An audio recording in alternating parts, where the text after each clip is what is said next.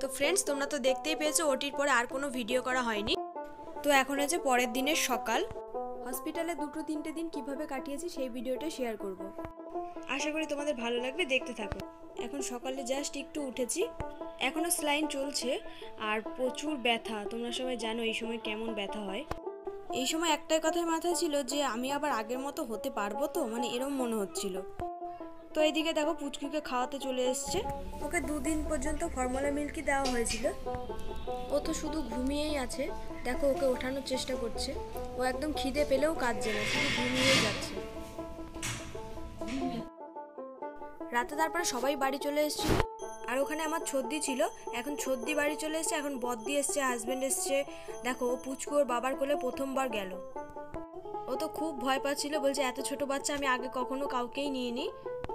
ও কোলে নেওয়ার পরে বদ্দিকে বললাম যে আমার কাছে একটু দে। প্রথম মেয়েকে কাছে পেয়ে এত যে কষ্ট ছিল না, সব যেন কোথায় নিমিষেই হারিয়ে গেল। ওকে কাছে পেয়ে একটা অন্যরকমই অনুভূতি হচ্ছিল। ওকে পেয়ে আমি ভীষণ খুশি।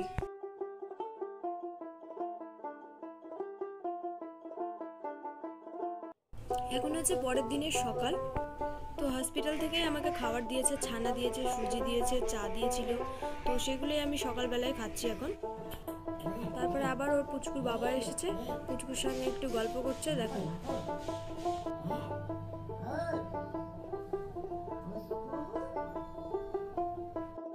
ও ওখানে থাকতে চাইছে না, তাই আবার ওকে কোলে নিয়ে বসেছিল।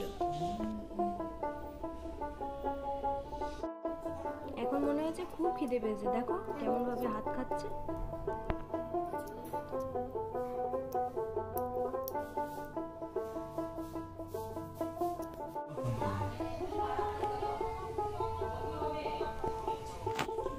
এই ভিডিওটা তার পরের দিনের ভিডিও। বাড়ি আসবো সকালবেলায়, শুনেই তো ভালো লেগেছে যে আজকে আমার ছুটি হবে। তো সকালবেলায় ব্রেকফাস্ট দিয়েছে, ছানা, ডিম, কলা, রুটি, চা, এগুলোই আমি খাচ্ছিলাম সকালবেলায়। আর এইদিকে দেখা করতে এসেছে এই যে কাকি, বোন, সবাই ওরা এসেছে দেখা করতে। পুচকুকে কোলে নিয়ে বসে আছে এই যে। আর আমি তখন অনেকটাই সুস্থ, আমার স্লাইনও খুলে দিয়েছে আজকে।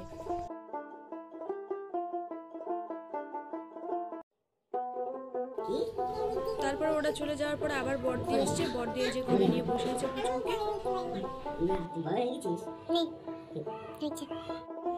এখন সময় হচ্ছে দুপুর 1:30-2টো মতো। আমি ফ্রেশ হয়ে নিয়েছি, একটু পরেই বাড়ির দিকে রওনা দেবো। তো আজকের ভিডিওটা এখানেই শেষ করছি। সবাই ভালো থেকো, সুস্থ থেকো, দেখা হবে পরের অন্য কোনো ভিডিওতে। টাটা।